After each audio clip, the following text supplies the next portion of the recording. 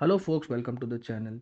If you encounter Windows is stuck on repairing disk errors, then watch this video for the solution. Now the first thing is that if you have entered the check disk command in command prompt, or the computer itself has started the check disk scan, then what you need to do is you need to disconnect the peripheral devices first, that is the scanner, the printer, any thing that is plugged into your USB port. Because what happens is sometimes these devices, they push their own drivers, thus corrupting the hard disk drive. So the second thing you need to do is you need to wait. Now, do not shut down the system because it will cause a lot of problems. Just let the scan check disk run, say for maybe 3 4 5 hours.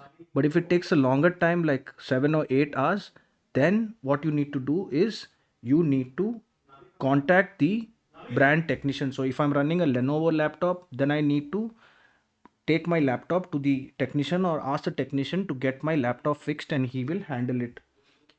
If this video helped you, then kindly subscribe to the channel. Enjoy your day.